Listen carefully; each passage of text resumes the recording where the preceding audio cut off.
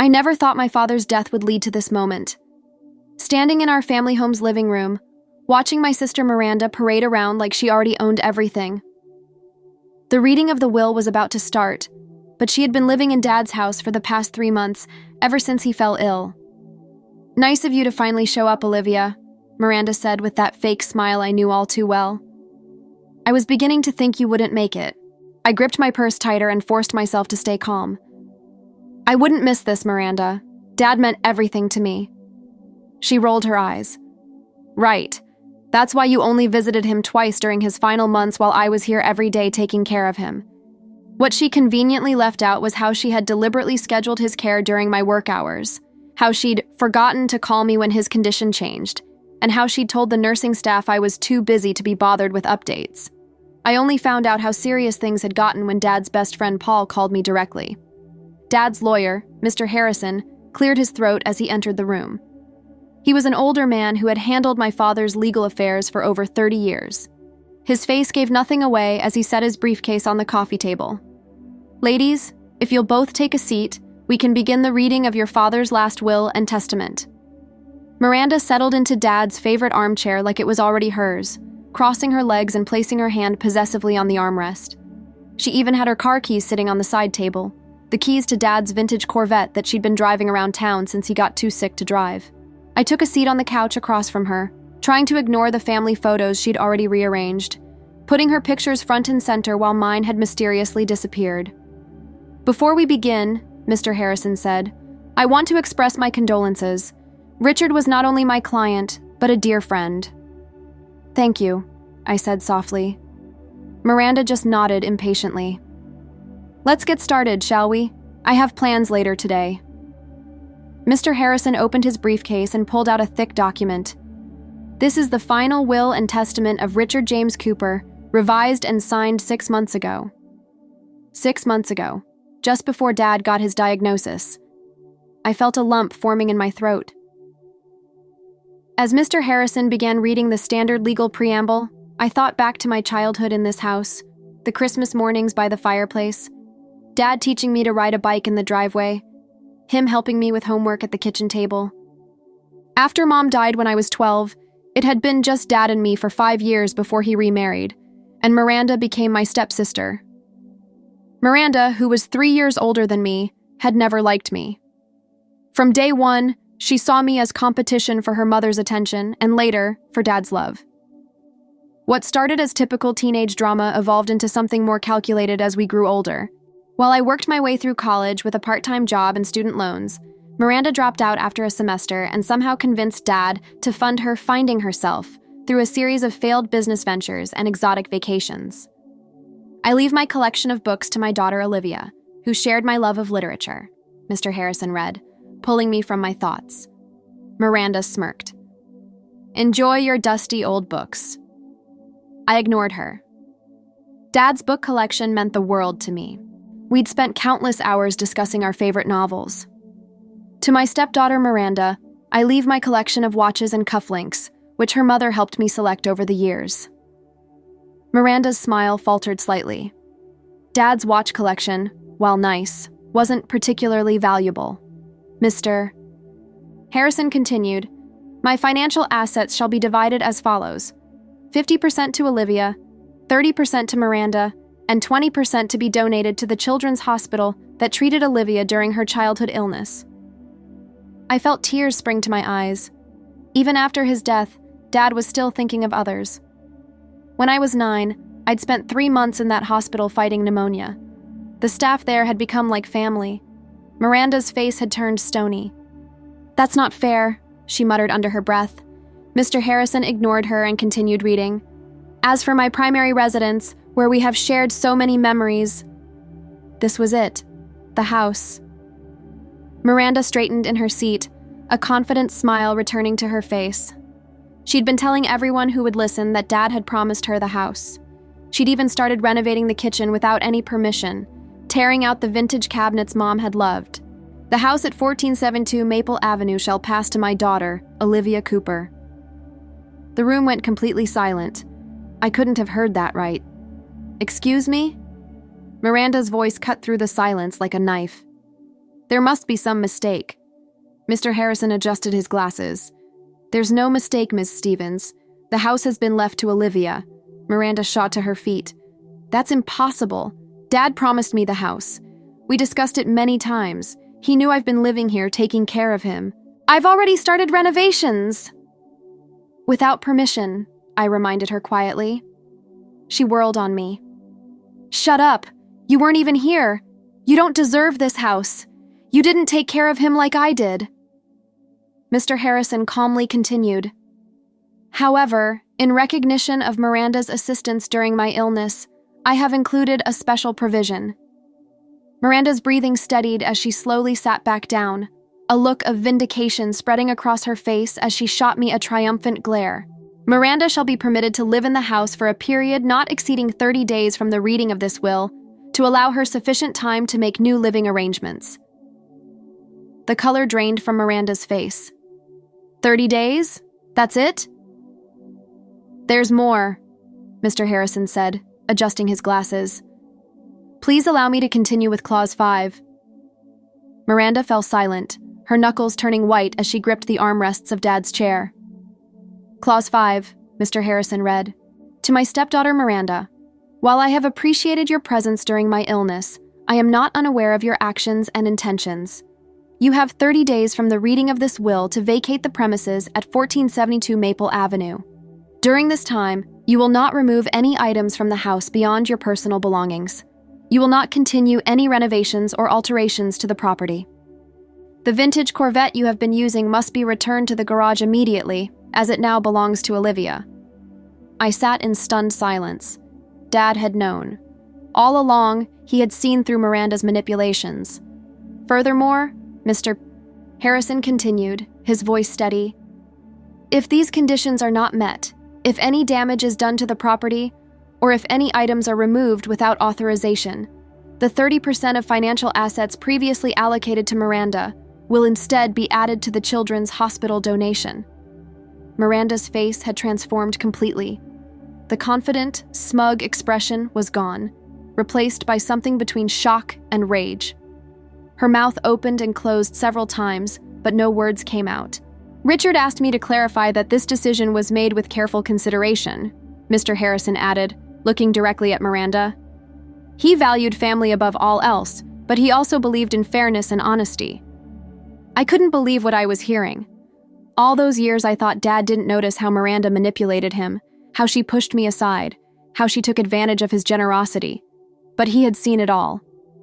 This is bullshit, Miranda finally exploded, jumping to her feet. I'm contesting this will. He wasn't in his right mind when he wrote this. You poisoned him against me. She pointed an accusing finger at me. Mr. Harrison remained unflappable. Ms. Stevens, your father was of sound mind when he updated his will. I personally verified his mental competence, as did his doctor. You are, of course, entitled to contest the will, but I must inform you that Richard anticipated this reaction and prepared extensive documentation explaining his decisions, including notes about your behavior over the years and financial records of all he has provided for you. Miranda's face crumpled. For a brief moment, I saw a flash of the insecure girl she must have been before she built this manipulative persona. Then her eyes hardened again. You won't get away with this, Olivia. This house should be mine. She grabbed her purse and stormed toward the door. Miranda, Mr. Harrison called after her. The Corvette keys, please. She stopped, her back to us. Her shoulders tensed as she slowly reached into her purse and pulled out the keys, dropping them on the entryway table with a loud clatter. Without another word, she walked out, slamming the door behind her. The sudden silence in the room was deafening. I sat there, unable to process everything that had just happened. Mr. Harrison began gathering his papers. I apologize for the dramatics, Olivia. Your father wanted to ensure his wishes were respected and that you were protected. I had no idea, I whispered. All these years, I thought he didn't see what was happening. He saw everything, Mr. Harrison said gently. He may have been too lenient with Miranda in the past, hoping she would mature and change her ways. When he received his diagnosis, he realized he needed to set things right. I ran my fingers along the familiar texture of the couch where Dad and I had spent so many evenings watching old movies. "She's not going to make these 30 days easy, is she?" Mr. Harrison sighed. "Probably not, but there are measures in place to protect you and the property. I'll be checking in regularly, and your father arranged for a security system to be installed last month. The footage is backed up to a secure server." Of course he had. Dad had always been methodical, always thinking several steps ahead. It was what made him such a successful engineer. "There's one more thing," Mr. Harrison said, reaching into his briefcase. He pulled out a sealed envelope with my name written on it in Dad's distinctive handwriting. "Your father asked me to give you this privately." I took the envelope with trembling hands. "Thank you for everything." After Mr. Harrison left, I sat alone in the quiet house. It still smelled faintly of Dad's aftershave. I carefully opened the envelope and unfolded the letter inside. "My dearest Olivia," it began in Dad's neat penmanship. "If you're reading this, I've moved on to whatever comes next. I hope it involves your mother, as I've missed her every day since she left us. I need you to know that I've always seen you, your kindness, your determination, your quiet strength. I've also seen the challenges you've faced with Miranda. I blame myself for not addressing the situation sooner. I thought that by being generous with her, by never choosing sides, I was being fair to both of you. I realized too late that my passivity allowed her to push you aside, and for that, I am deeply sorry. The house is yours because it should be yours. It was your mother's home, where we raised you, where we were happiest. Miranda has received more than her fair share from me over the years in terms of financial support, opportunities, and second chances. The next 30 days won't be easy. Miranda has never handled disappointment well, but I know you are stronger than she is, in all the ways that truly matter. Stand your ground, sweetheart. This is your home. All my love. Always, Dad." Tears streamed down my face as I clutched the letter to my chest. For the first time since Dad's diagnosis, I felt a sense of peace washing over me. He had seen me. He had known the truth. As I wiped my tears away, I heard the sound of a car pulling into the driveway. Looking out the window, I saw Miranda getting out of an Uber, her face set with grim determination. The 30 days had officially begun, and it was clear she wasn't going down without a fight. But neither was I. This was my home. Dad had made his wishes clear, and I would honor them. Whatever Miranda had planned, I would be ready. The first week after the will reading was deceptively quiet. Miranda avoided me completely, leaving early in the morning and returning late at night. The few times we crossed paths in the kitchen or hallway, she would simply glare at me before disappearing into the guest room she'd claimed as her bedroom.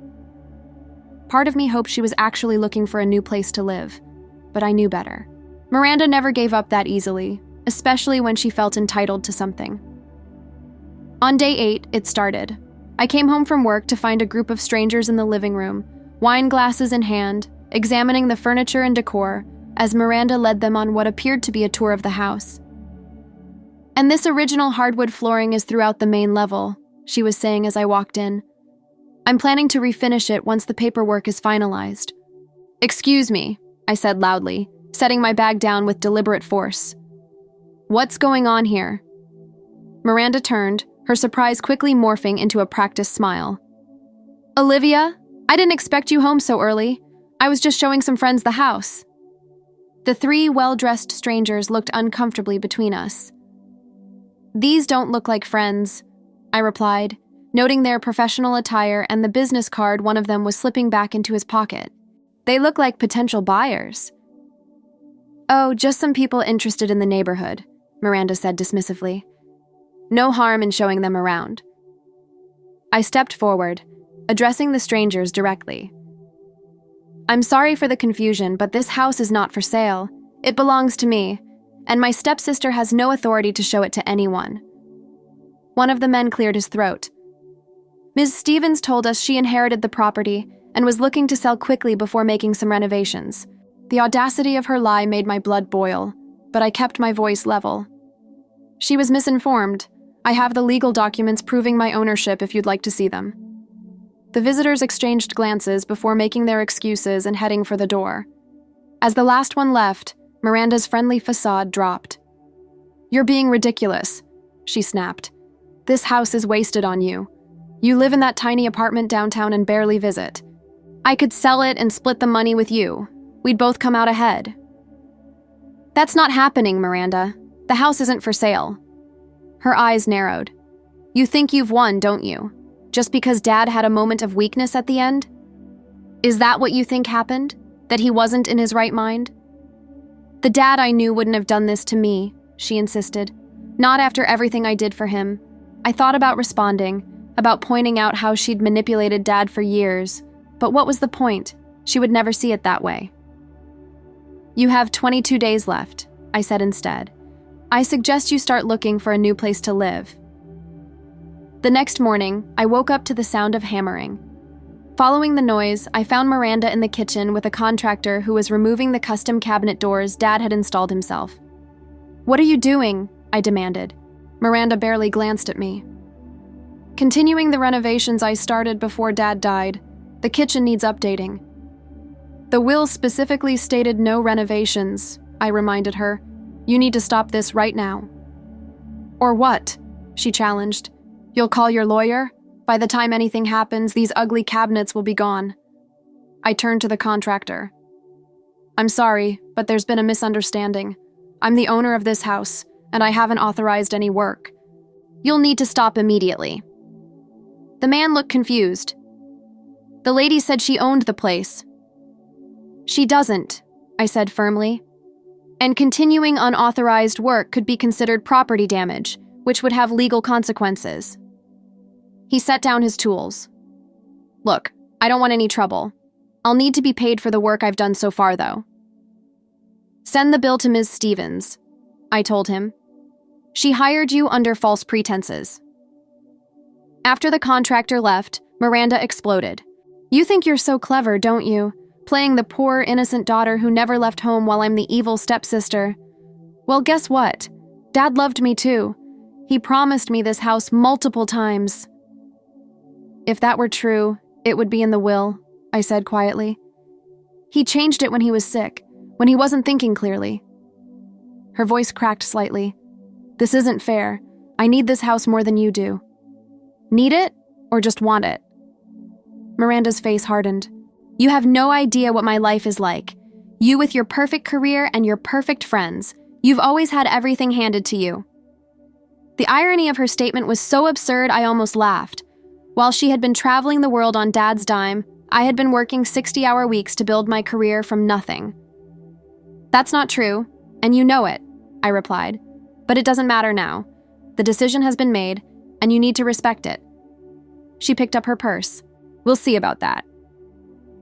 That night, I called the locksmith and had all the external locks changed, giving Miranda her own key, but ensuring she couldn't bring in more contractors or potential buyers without my knowledge.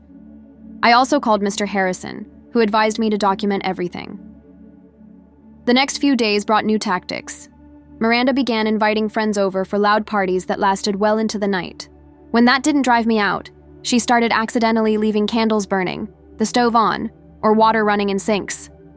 Each incident was carefully designed to look like forgetfulness while making the house uncomfortable or unsafe for me. I documented everything with photos and videos, just as Mr. Harrison had advised. I also installed my own security cameras in the common areas, something Miranda discovered when she was attempting to remove some of Mom's artwork from the walls. "Are you spying on me now?" she demanded when she spotted one of the cameras. "Just protecting what's mine," I replied calmly. Dad's will was very clear about not removing items from the house. Her eyes flashed with anger. "These are just paintings. He wouldn't have cared." "They were Mom's favorites," I said, "and yes, he would have cared." Miranda's tactics changed again. If she couldn't force me out or take things from the house, she would make my life miserable in other ways. She began inviting her mother over constantly. Patricia, who had divorced Dad 3 years earlier, had never liked me much either. She treated me like an intruder in my own home, making pointed comments about how I had manipulated my father and stolen what rightfully belonged to Miranda. "Your father always had a blind spot when it came to you," Patricia said one afternoon as she made herself comfortable on the couch. "Miranda was more of a daughter to him these past few years than you ever were." I bit my tongue, reminding myself that engaging would only encourage them. Instead, I focused on preparing the house for when it would be mine alone. I took inventory of everything valuable, photographed each room, and kept the security footage backed up. Each night, I reread Dad's letter, drawing strength from his words. 15 days after the will reading, things escalated dramatically.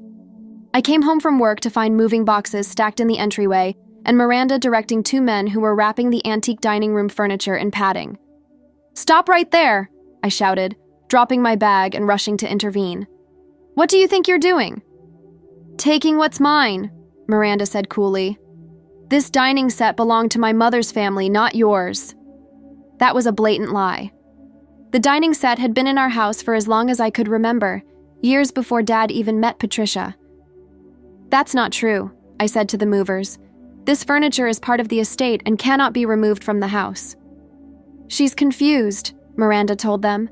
"I have the paperwork right here showing these pieces belong to my mother." She held up what looked like a receipt, but I caught a glimpse of it as she waved it around. It was dated just 2 days ago. "That's a fraudulent document," I said, pulling out my phone. "I have photos of this furniture from when I was a child, long before my father remarried, and I'm calling the police right now to report theft." The movers exchanged nervous glances. One of them set down the chair he was carrying. "Lady, we don't want any trouble," he said to Miranda.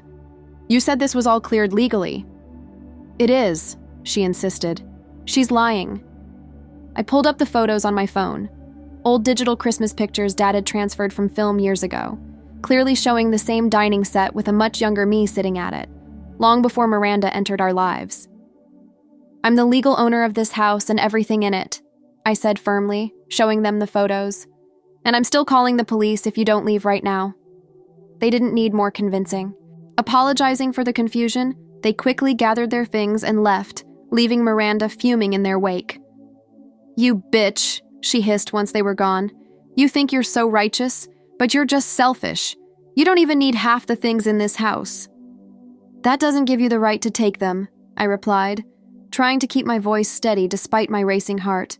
"And according to Dad's will, if you remove anything without authorization, you lose your share of the financial assets." "He wouldn't do that to me," she said, but I could hear the uncertainty in her voice. "Read Clause 5 again," I suggested. He was very clear. That night, I could hear Miranda pacing in her room, making angry phone calls. I texted Mr. Harrison about the incident with the movers, sending him photos of the partially wrapped furniture as evidence. He replied immediately, suggesting I consider asking Miranda to leave earlier than the 30 days if the situation continued to deteriorate. The idea was tempting, but something held me back. Despite everything, I kept thinking about what Dad would want. He had given Miranda 30 days, and unless she did something truly destructive, I would honor that timeline. I wanted to be better than her, to take the high road even when she was determined to drag me into the mud. The next morning, I found Miranda in the kitchen, surprisingly making coffee for both of us. "Peace offering," she said, sliding a mug toward me. I eyed it suspiciously. "What's the catch?" She sighed, looking uncharacteristically defeated. "No catch. I've been thinking about what you said about Dad's will, about losing my share if I take things from the house." And I can't afford to lose that money," she admitted. "My financial situation isn't great right now." This was the first honest thing she'd said to me in years, and it caught me off guard. "What happened to all the money Dad gave you over the years?" I couldn't help asking. Miranda's expression hardened briefly before she forced it back to neutral. "Investments that didn't pan out, some bad decisions. It doesn't matter now." I sipped the coffee cautiously. It wasn't poisoned, at least. "So what are you suggesting?" "A truce. For the remaining time I'm here. I won't try to take anything else or bring in any more contractors. I'll look for a new place. In exchange, you stop documenting my every move like I'm a criminal." It sounded reasonable, but this was Miranda.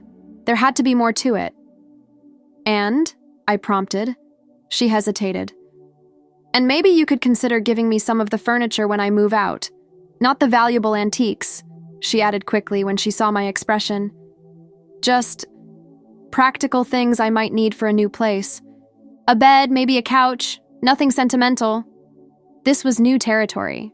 Miranda asking instead of demanding, negotiating instead of manipulating. Part of me wanted to refuse on principle, but I thought about what Dad would do. "I'll think about it," I said finally. "But the truce starts now. No more parties, no more accidental incidents, no more bringing your mother over to berate me in my own home." "Deal," she said, extending her hand. We shook on it, and for a brief moment, I allowed myself to hope that the remaining 2 weeks might pass peacefully. I should have known better. The truce lasted exactly 3 days. I came home from work on day 18 to find Patricia and Miranda in the study, going through Dad's desk drawers. "What are you doing?" I demanded from the doorway. They jumped, clearly not having heard me come in. Patricia recovered first, her face settling into its usual look of disdain. "Miranda needed some documents for her insurance," she said smoothly. "We knew Richard kept copies in his desk." It was a plausible excuse, but the guilty look on Miranda's face told me otherwise. "What documents exactly?" I asked, stepping into the room. "Just some policy information," Miranda said vaguely. I noticed the drawer containing Dad's personal papers was open, and several folders had been removed and placed on the desk. Moving closer, I could see they weren't insurance documents at all. They were Dad's financial records, including statements from his investment accounts. "You're looking for account numbers," I realized aloud. "What were you planning to do with those?" Patricia scoffed. "Don't be dramatic. We're just trying to understand the full picture of Richard's estate." "The full picture was explained at the will reading," I replied, gathering the folders and putting them back in the drawer. "You need to leave, Patricia. You don't live here, and you weren't invited." "I'm here supporting my daughter," she said coldly. "Something you wouldn't understand, never having been a mother yourself." It was a low blow, but typical of Patricia's tactics. I refused to take the bait. "Nevertheless, this is my house, and I'm asking you to leave." Patricia looked like she might argue further, but Miranda touched her arm. "It's okay, Mom. We can talk later." After Patricia left, Miranda and I stood in tense silence in the study. "So much for our truce," I said finally. She didn't even have the decency to look ashamed. "We were just looking." "For account information you have no right to access," I pointed out. "Were you planning to try transferring funds before they're officially distributed? Because that would be fraud." "Of course not," she protested, but her eyes darted away from mine. "I just wanted to verify the amounts, to make sure everything matches what the lawyer said." "Because you think Dad or Mr. Harrison would lie to you?" She didn't answer directly. "You wouldn't understand. You've always been the favorite, the perfect daughter. I was just trying to protect myself." "By committing potential fraud?" Miranda's face flushed with anger. "You're so self-righteous. Dad coddled you your entire life, and now you're acting like you earned everything he left you. What did you ever do to deserve this house? This life?" The question hit a nerve, one Miranda had been poking at for years. The implication that I hadn't earned Dad's love or his legacy. That I was somehow less deserving because I hadn't suffered enough. "I loved him," I said simply. I was honest with him. I didn't manipulate him or try to turn him against other people he loved. That's the difference between us, Miranda. It was never a competition for me. She laughed bitterly. "That's easy to say when you've already won." I was tired. Tired of the fighting, tired of defending myself, tired of Miranda's constant attempts to rewrite our history. "The truce is over," I told her. "You have 12 days left. I suggest you use them to find a new place to live instead of looking for ways to steal from Dad's estate." That night, I called a locksmith again and had a deadbolt installed on the study door. I also called Mr. Harrison and updated him on the situation, including what I suspected Miranda and Patricia had been looking for. "I'll put the financial institutions on alert," he assured me. "No transfers will be approved without my verification until the estate is settled." The next day, Miranda left early and didn't return until late. The pattern continued for several days, and I began to hope that perhaps she was actually apartment hunting, that she had finally accepted the reality of the situation. Then came day 25, just 5 days before Miranda had to leave. I was at work when my phone buzzed with an alert from the home security system. Checking the app, I saw movement in the backyard. The camera feed showed Miranda and a man I didn't recognize walking around the property line, the man occasionally stopping to take notes.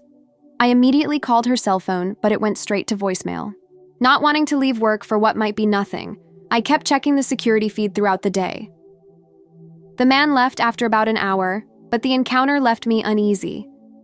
When I got home that evening, I found Miranda in the kitchen, humming to herself as she cooked dinner. It was so out of character that my suspicion immediately kicked into overdrive. "Who was the man you had in the backyard today?" I asked without preamble. Her smile faltered only slightly.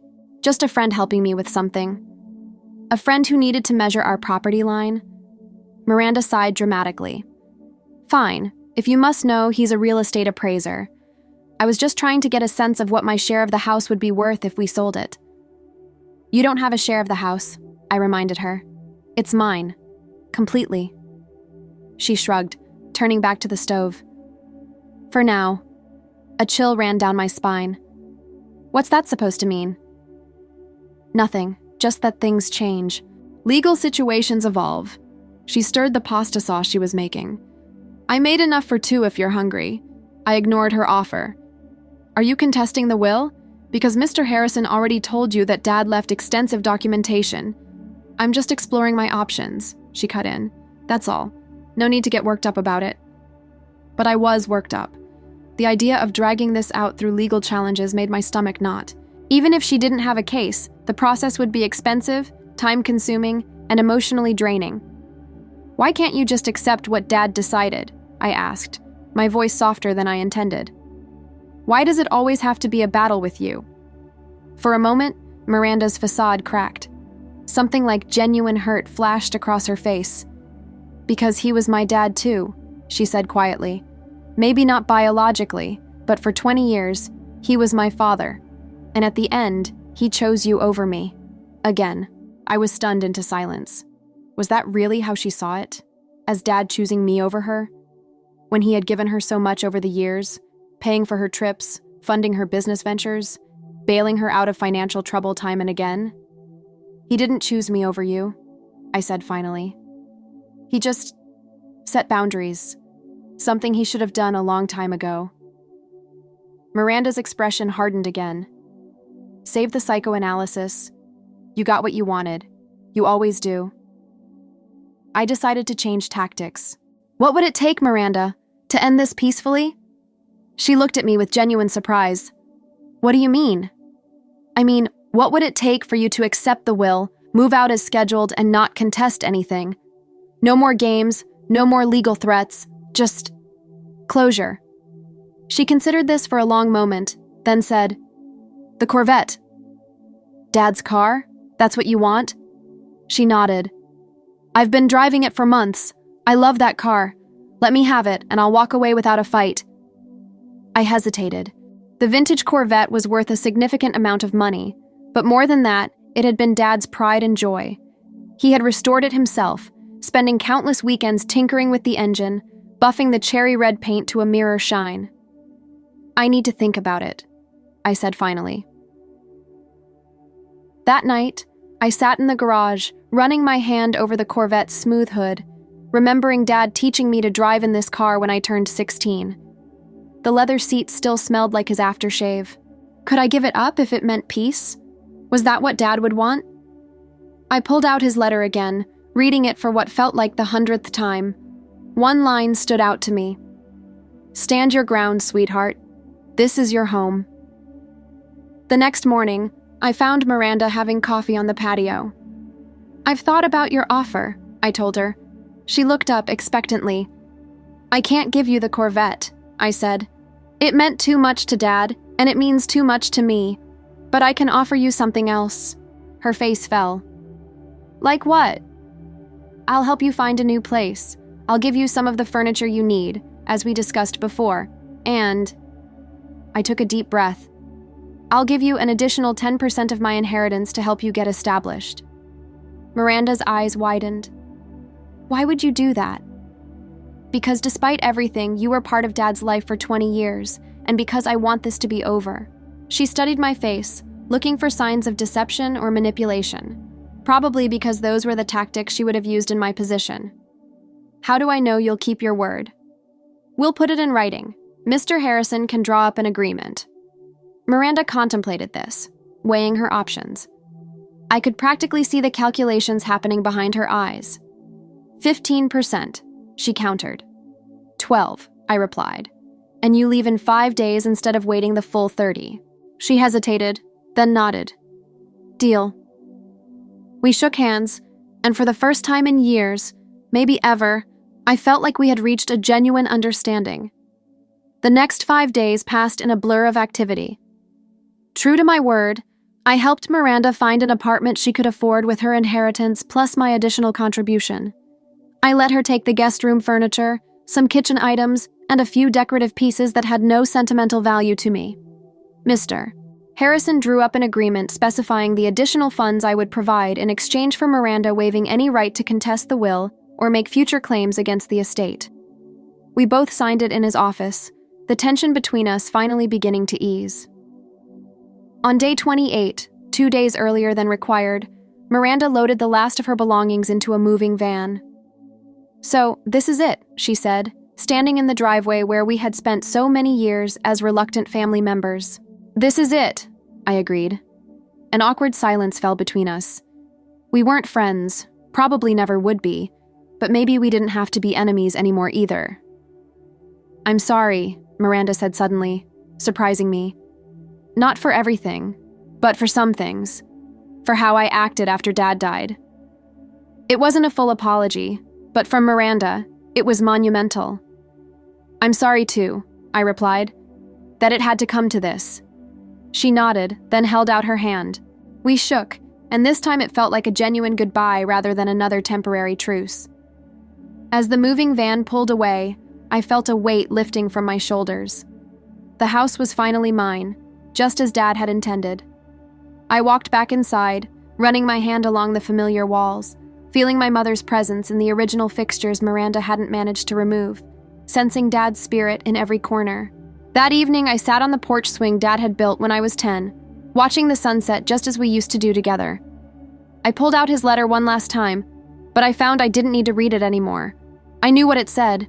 I knew he had seen me, known me, loved me, and in the end, he had made sure I knew that too. The next day, Patricia called, her voice ice cold. You think you're so clever buying off my daughter, she said without preamble. I didn't buy her off. We reached a compromise. Richard would be ashamed of how you manipulated her when she was vulnerable. I didn't take the bait. Is there something you needed, Patricia? She paused, clearly thrown by my calm response. Just know that this isn't over. Families don't work this way. You're right, I agreed. Healthy families don't work the way you and Miranda tried to operate. They're built on love and respect, not manipulation and entitlement. Patricia sputtered indignantly before hanging up. I knew she might try to cause more trouble, but with the legal agreement in place and Miranda starting to move on, I wasn't worried anymore. For the first time in years, I felt at peace in my childhood home. Over the next few weeks, I slowly made the house truly mine again. I restored the kitchen cabinets Miranda had started to remove. I hung back the family photos she'd taken down. I reclaimed spaces that had been overtaken by her presence. One Saturday morning, as I sorted through Dad's clothes to donate, I found a small box hidden at the back of his closet. Inside was a collection of mementos, ticket stubs from movies we'd seen together, a Father's Day card I'd made in elementary school, my college graduation program, and dozens of photos of us throughout the years. Beneath it all was another envelope with my name on it. Inside was a second letter, dated even more recently than the first one Mr. Harrison had given me. Olivia, it began. If you're reading this, then everything has played out as I expected with the will. I'm sorry for any pain the process caused you. Knowing Miranda and Patricia, they didn't make it easy. I want you to know that the house is yours, not just because it was your mother's and mine, but because you are the one who truly appreciates what a home means. It's not about the property value or status. It's about the memories, the love, the sense of belonging. Miranda never understood that. She saw the house as another possession to acquire, another thing to compete for. I failed her in many ways. I should have set firmer boundaries, should have required more accountability. Instead, I enabled behavior that ultimately hurt both of you. The additional funds I left her are my final attempt to help her find her own path. I hope she uses them wisely, but that's her choice to make now. Fill this house with new memories, my sweet girl. Remember that a house is just a structure, but you make it a home. That's your real inheritance, the ability to create warmth and belonging wherever you go. I am so proud of the woman you've become. Your mother would be too. All my love, Dad. Tears streamed down my face as I clutched the letter to my heart. Even after death, Dad was still parenting both of us in the ways we needed, still trying to guide Miranda toward a better path while showing me that I had always been enough. 2 months later, I was surprised to receive a text from Miranda. I found an apartment, using part of the money to start a small business. Thought you should know. I responded with a simple, good luck, and thought that would be the end of our communication. A week later, my phone rang. It was Miranda. "Hey," she said awkwardly when I answered. "I'm clearing out some storage units and found some old photo albums that might be important to you. Family stuff from before Dad met my mom." I was surprised by the gesture. "Thanks, I'd love to have those." "I could drop them off," she offered, "if that's okay." The next day, Miranda arrived with a box of photo albums. She seemed different, less combative, more subdued. "Thanks for these," I said, taking the box. After a moment's hesitation, I added, "Do you want to come in for coffee?" She looked surprised. "You sure?" I nodded. We sat at the kitchen table, two women connected by a complicated family history, trying to navigate a new reality. "How's the business going?" I asked. "It's a vintage clothing shop," she said.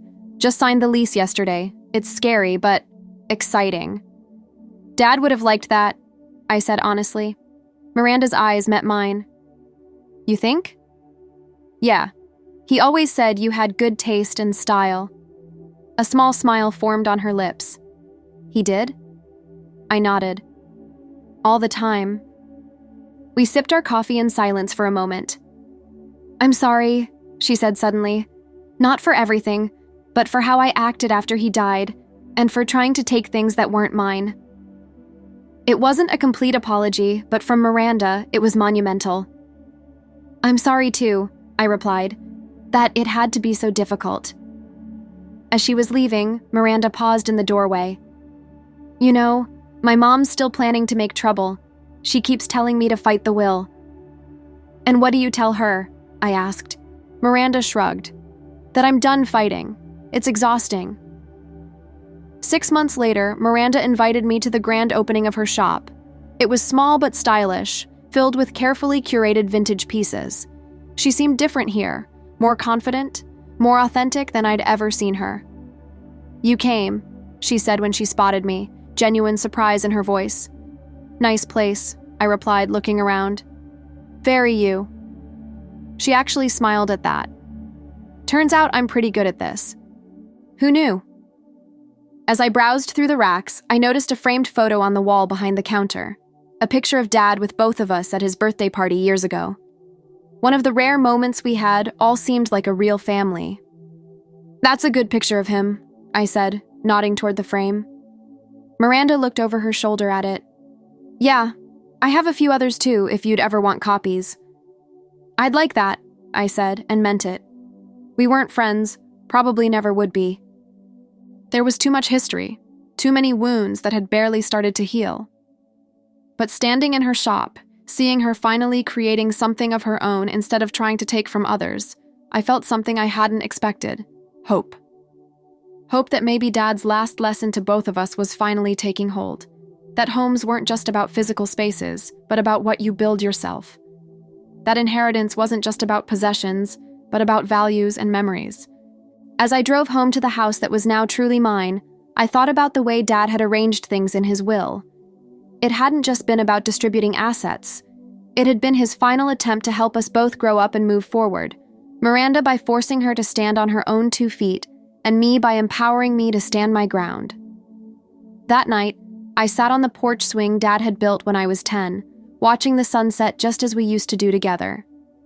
For the first time since he died, the grief felt lighter, transformed into something bittersweet but beautiful. "Thanks, Dad," I whispered to the fading light. "For everything." The house creaked gently in response, settling around me like a warm embrace. I was home, exactly where I belonged. And somewhere I knew Dad was smiling,